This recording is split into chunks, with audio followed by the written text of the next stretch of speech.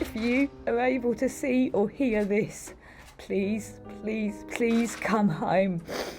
You're not in any trouble, because we love you so much. We want our beautiful, wonderful little girl to come home. If there's something bothering you, we can help you to fix it. You're not alone. You will never be alone as long as me and Dad are here.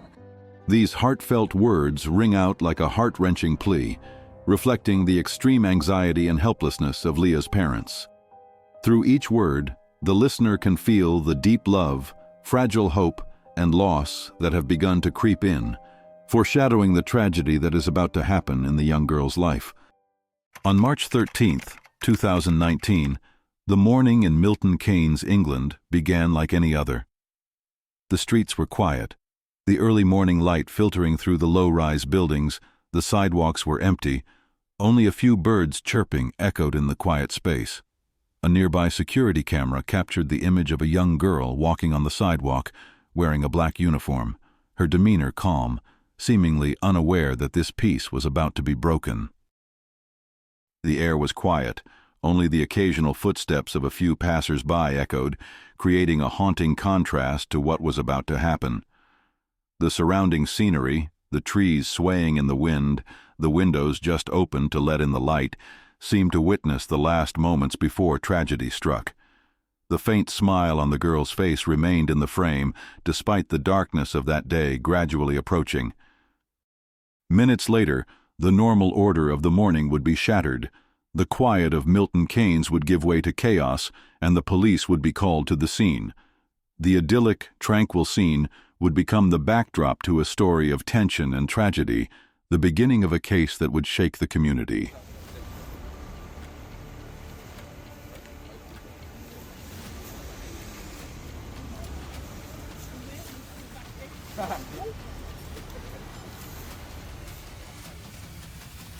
Leah Croucher, 19, is a young woman living with her family in Milton Keynes, a quiet and orderly English town. She is in her early teens, studying and working, and holding down a part-time job at a local shop, where she is well regarded by her colleagues for her carefulness and pleasant demeanor. Every day, Leah navigates the familiar streets, walking to work with a confident yet unassuming gait, seemingly blending into the normal rhythm of her neighborhood. People around her often commented that Leah was cheerful, friendly, and easy to approach, always willing to help neighbors or friends when needed. Her gentle smile was not only a sign of her open personality, but also an expression of empathy and optimism, making people feel comfortable when around her. Leah's family loved her deeply, taking care of every little detail of their daily lives, and always worrying and caring about even the smallest changes. She was often mentioned in community activities in the neighborhood, from volunteer events, meetings, to group activities, as a simple but vibrant image, always bringing a sense of security to those around her. Leah's presence in the community was not only that of a vibrant young woman, but also a symbol of peace and reliability, making it difficult to imagine that a terrible tragedy could befall her in the near future. Every step, every smile of Leah bore the mark of a hopeful youth, and at the same time became a bell forewarning of a profound loss.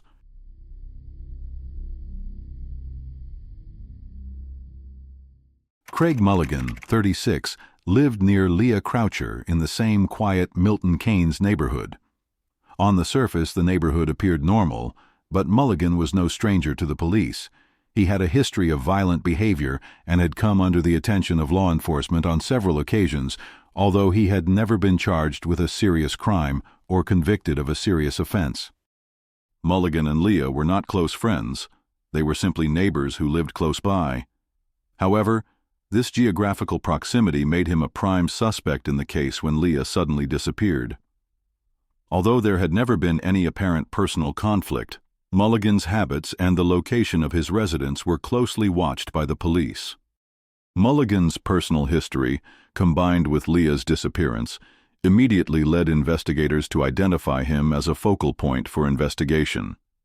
His proximity to the victim, combined with his documented history of violence, provided the basis for police to begin tracking him, collecting evidence, and reconstructing the events. In the eyes of investigators, Mulligan was not just an ordinary individual in a quiet neighborhood, but a key factor that could explain the mysteries surrounding the disappearance and guide the next steps of the investigation.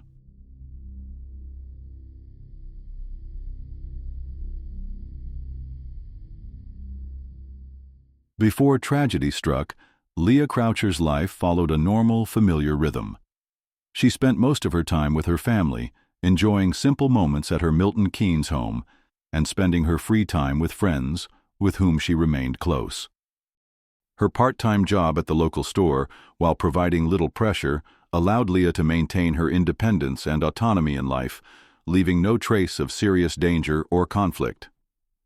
Everything seemed to flow smoothly and peacefully for Leah, creating a seemingly perfect backdrop to the incident. Mulligan, meanwhile, lived a very different life. The 36-year-old had exhibited strange behavior, with hints of latent violence and a tendency to withdraw. He did not engage much in the surrounding community and often avoided contact with his neighbors, except for the bare necessities of life. Although he did not directly conflict with Leah, Mulligan remained a shadowy presence in the neighborhood, a presence close by but distant, rarely noticed. These two parallel lives, a young girl with a hopeful youth and a man with a hidden danger, exist in the same space at the same time, seemingly unrelated. But it is the geographical proximity, along with Mulligan's hidden instability, that lays the foundation for the impending tragedy, silently forming before anyone realizes it.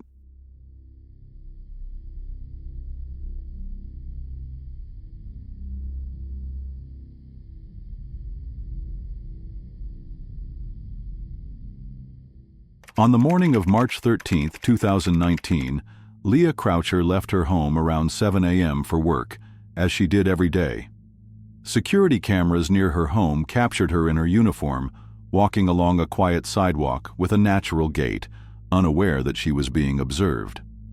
Leah's normal behavior, carrying a bag, checking her phone, walking down familiar streets, became key details in the later investigation. The tragedy began with Mulligan's silent actions, the unnoticed gazes, silently watching and planning. Mulligan had been behaving unusually. Police had gathered information that he had been following Leah's usual routes and preparing potentially dangerous items. Leah, as usual, went to school, went to work, and went about her daily activities without suspecting anything. The atmosphere around her was normal, but Mulligan's silent preparations were like a hidden bomb, waiting to explode at any moment. That same evening, Mulligan unexpectedly approached Leah. Investigation and police reports confirmed that the crime happened quickly, leading to Leah's death. The time of death was determined to be close to the time of her disappearance, creating a haunting void for the family and the community. The consequences of the case were devastating. Leah was missing, and her body was not immediately found, causing her family members to worry and grieve for her. The lack of initial information led to a multi-pronged search effort by the community and police, from collecting security cameras and statements from neighbors to analyzing clues about Mulligan's possible locations. The case not only ended with Leah's death, but also left major questions about personal safety, community surveillance, and vigilance around unusual behavior that might have previously been overlooked. When Leah did not return home that evening, her family reported her missing to the police. Milton Keynes police quickly launched an emergency response. They sealed off roads around Leah's area, canvassed alleyways, and approached neighbors for information. A public appeal was issued, asking the public to come forward with any clues about Leah, from people who had seen her on the streets to anyone who might have heard of unusual activity in the area. We'd encourage anybody who has seen Leah, who has spoken to Leah, who knows people who have spoken or seen her, or anybody who's got any information whatsoever, then to come forward, no matter how small they think that bit of information might actually be. The initial investigation focused on identifying where Leah might have been, with police teams patrolling the surrounding areas and taking note of any unusual details. The swift and coordinated response by the police was intended to minimize the amount of time Leah had been missing, as they knew time was of the essence in cases involving disappearances and violence. The search for Leah lasted weeks. Initially, the neighborhood and her usual routes gave no indication of her whereabouts.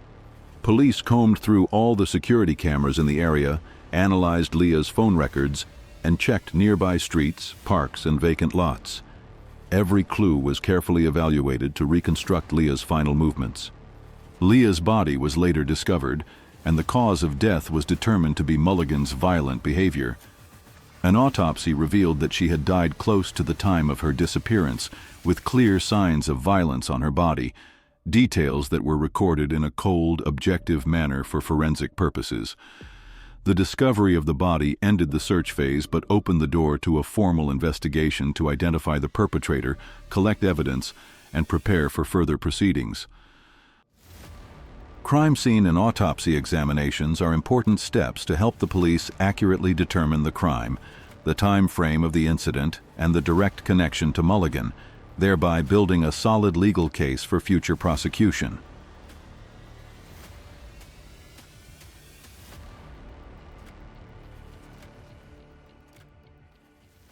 After Leah's body was discovered, Milton Keynes police focused their efforts on identifying the suspect. Investigators carefully analyzed electronic data, including phone records, text messages, and GPS signals, to reconstruct the movements of the suspect and victim in the days leading up to the murder. Meanwhile, witnesses in the neighborhood provided information about suspicious behavior, from seeing Mulligan near Leah's home to unusual behavior in daily life. By cross-referencing electronic data with witness statements, police identified Mulligan's access to Leah and the potential motive for his previous unusual behavior. Each clue was recorded, analyzed, and compared to Mulligan's history, creating a clear picture of his possible direct involvement in the case. The investigation concluded when all evidence, both digital and physical, pointed to Mulligan as the prime suspect, enough evidence to warrant an arrest warrant. In May 2020, police arrested Craig Mulligan at his home in Milton Keynes. The operation was carefully planned to ensure the safety of the officers and minimize the risk of resistance. When approached, Mulligan did not resist, but his attitude was cold, indifferent, and did not fully cooperate with the investigators. During the investigation of Mulligan's home, police discovered additional evidence of surveillance and pre-trial preparation, further strengthening the legal basis for prosecution. This swift and orderly arrest marked a major turning point in the case, paving the way for the legal proceedings to bring Mulligan to trial.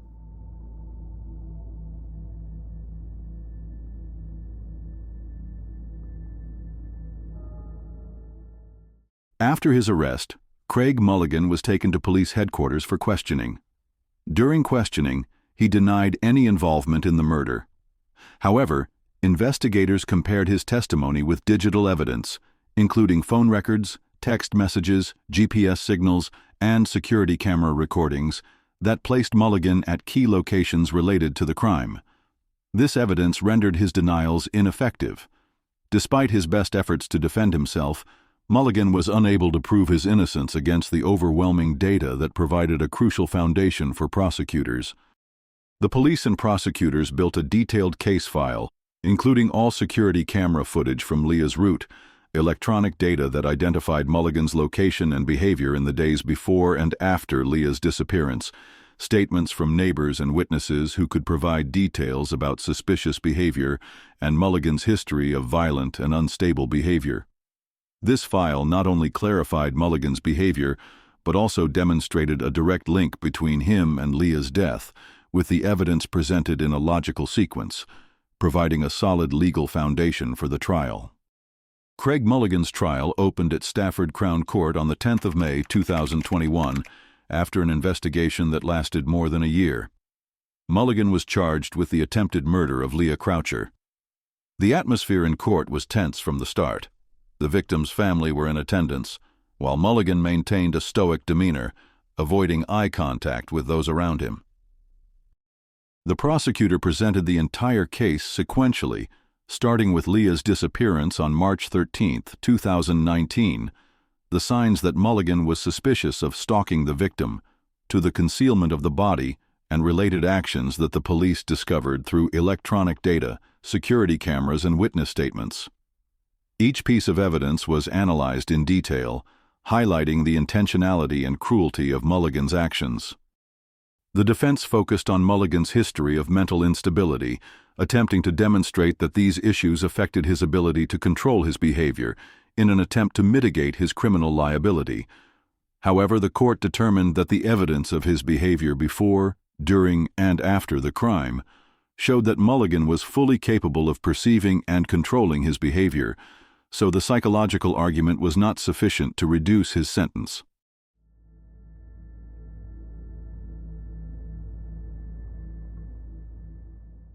Throughout the trial, Craig Mulligan maintained a cold and indifferent demeanor. He often avoided eye contact with Leah's family, showing no emotion as they recounted their grief. When called upon to answer questions in court, Mulligan gave brief, limited answers and admitted little to any details of the crime. His silence and blank demeanor made him seem cold and unrepentant to observers, lending weight to the prosecutor's arguments about the intentionality and severity of the crime. The trial ended with a closing argument from the prosecutor, solidifying all the evidence of Mulligan's premeditated murder, setting the stage for sentencing.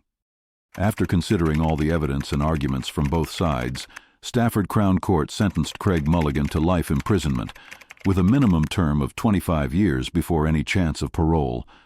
The sentence was given as a fair reflection of the law on the seriousness and intent of the offense. Public opinion, both in and outside Milton Keynes, generally regarded the sentence as fair and a reflection of the justice system. However, the haunting image of Mulligan's cruelty remains in the community's mind. Many have expressed that, although justice has been served, Leah's tragedy and the pain her family have endured will long haunt them.